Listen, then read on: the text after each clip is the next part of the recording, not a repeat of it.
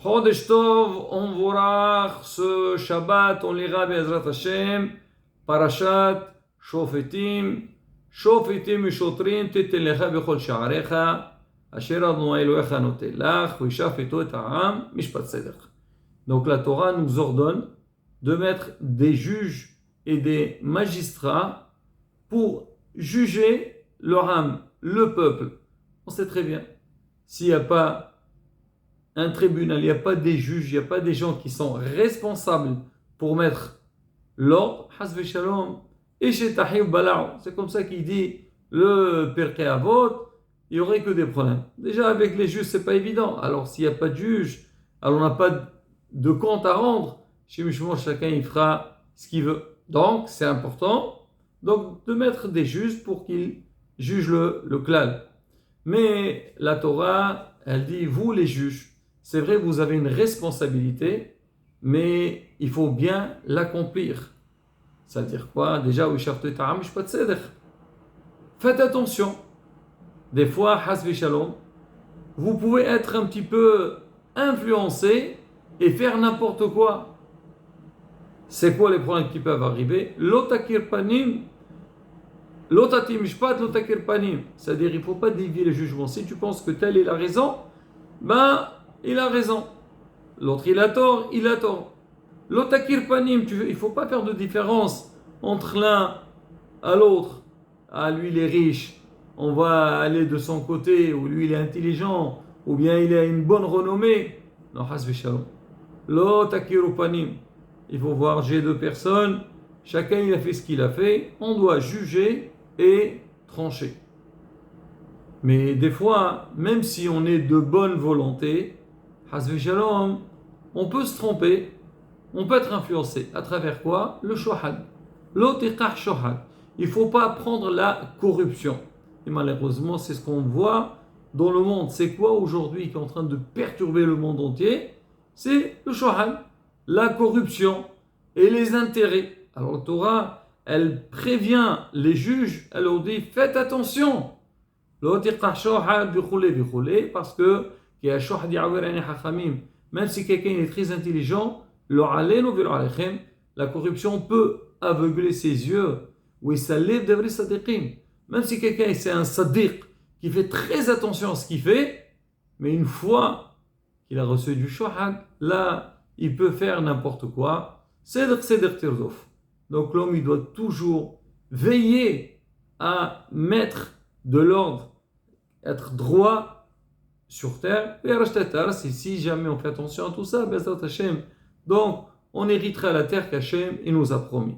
Ça, la bouteille, c'est une règle connue et normalement, elle est présente partout dans le monde.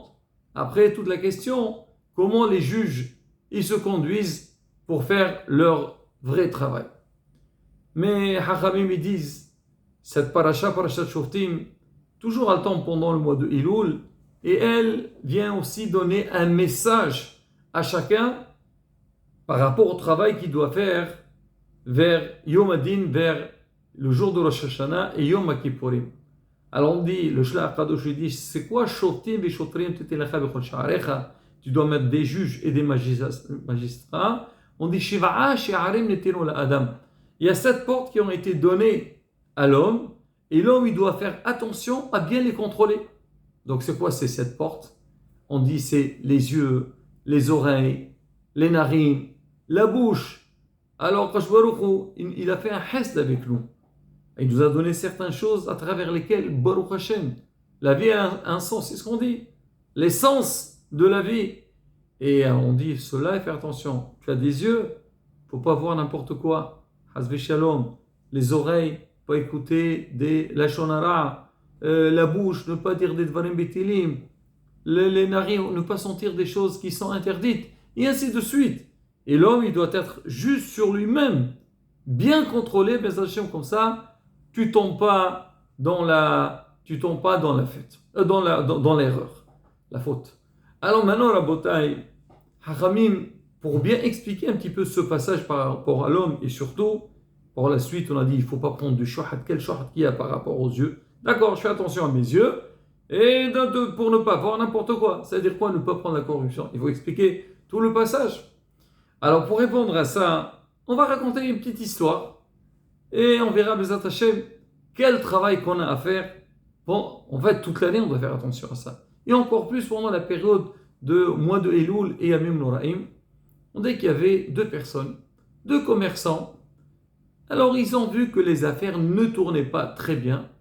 Alors ils se sont consultés. Ils ont dit peut-être, si ils essayent d'ouvrir une affaire ensemble, chacun il va essayer de donner de soi-même, il va aider l'autre, et ensemble, Bezat Hashem, ils pourraient développer une très très belle affaire. Ils ont discuté, ils ont fait des conditions, ils ont dit, Beshem Hashem Araseh Ben Atzliach. Ils ont ouvert l'affaire et Baruch Hashem.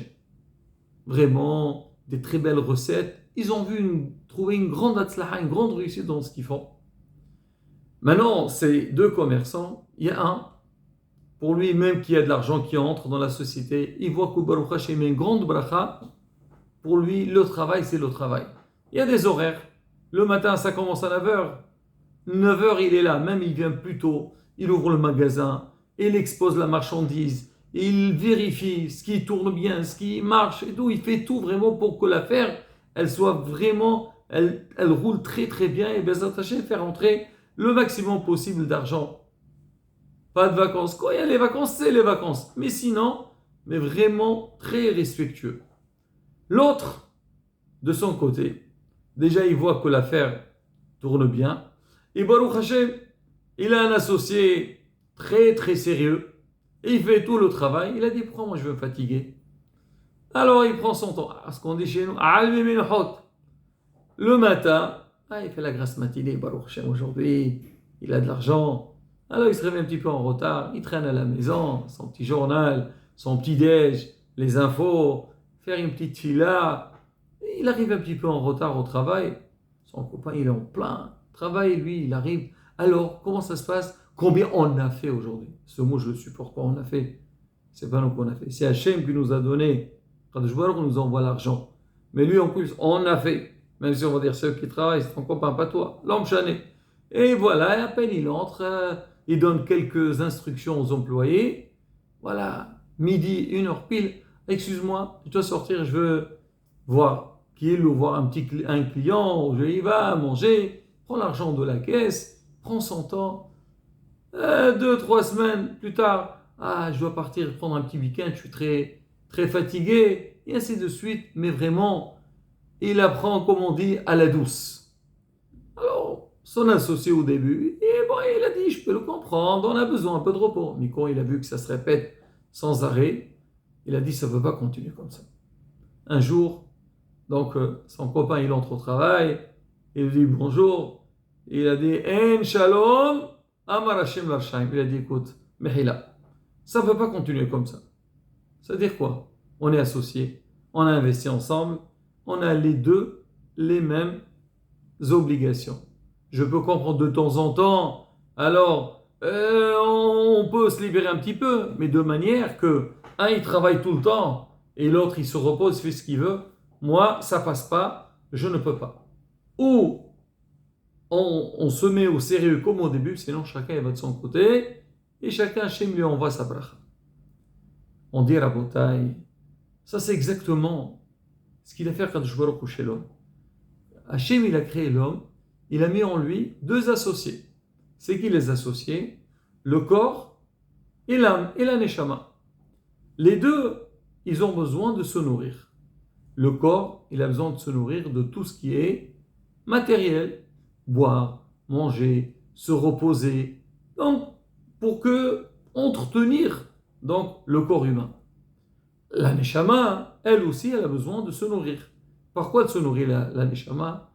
Par les bonnes actions, par l'étude de la Torah, par le respect des autres, et ainsi de suite. On connaît les mitzvot. C'est ça le but des mitzvot. C'est vrai, les mitzvot, il aide l'homme d'avoir une vie saine, équilibrée, mais aussi, on a une neshama, on doit la nourrir. Par exemple, on dit, faire attention, manger kasher, à part le fait que c'est une mitzvah de manger kasher, mais on dit, ça nourrit la neshama.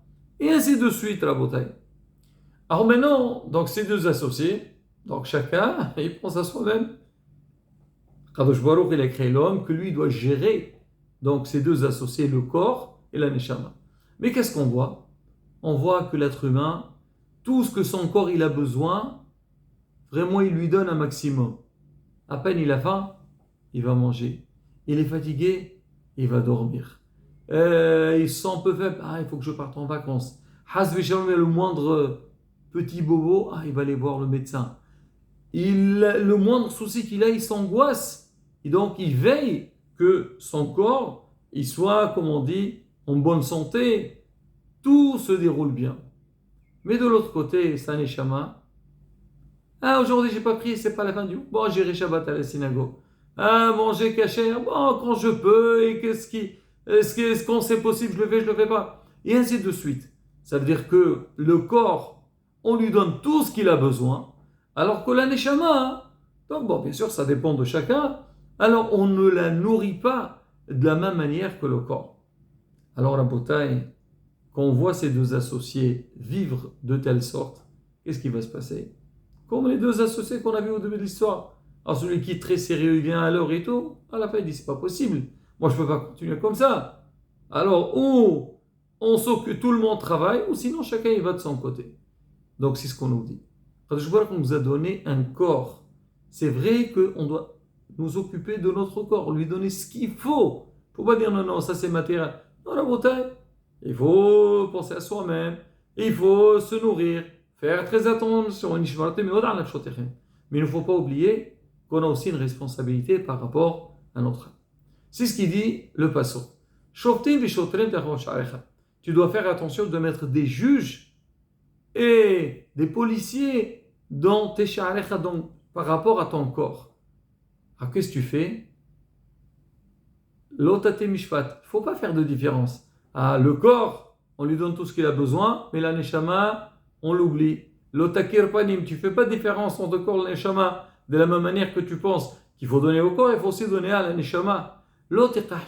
C'est quoi le shohad, la corruption? Justement, c'est les plaisirs. L'homme, il aime bien manger. Il aime bien les plaisirs. Et tout ce qui lui plaît, il fait tout pour l'avoir. Il est prêt à payer de l'argent et tout. Mais quand il s'agit des mitzvot, quand il s'agit des bonnes actions, bon, ça c'est pas obligé. Est-ce que, bon, c'est pas grave, ou même le faire d'une manière un petit peu légère. Ça aurait te dit non, fais attention. Il faut pas faire de différence. De la même manière que tu penses à ton corps et tu veilles qu'il soit bien entretenu, c'est pareil aussi pour la neshama. Et Rabotai, ça c'est le plus beau message qu'on peut avoir par rapport au mois de Elul. Baruch Hashem, c'est vrai qu'il y a beaucoup de travail, mais Hachamim, ils nous ont cadré, ils nous ont donné un plan, un programme, comment on doit entreprendre chaque chose. Et bien, Hachem, on part avec ce principe, surtout, on est au début de ce mois de Elul, et comme on a expliqué dans les anciens cours, faire un bon programme, de faire le nécessaire, ce qu'il faut, bien sûr écouter les paroles de Hachamim, les Moudat Torah, faire des tfilot, Be'ezrat Hashem. À ce moment-là, on mettrait un bon équilibre entre le corps et la neshama, et grâce à Hashem, Hashem nous donnera une année pleine de bonheur, de joie, et tout ce qu'on désire pour le bien. Hayim Tovim Va'arokim, Amen, Ken Yerason.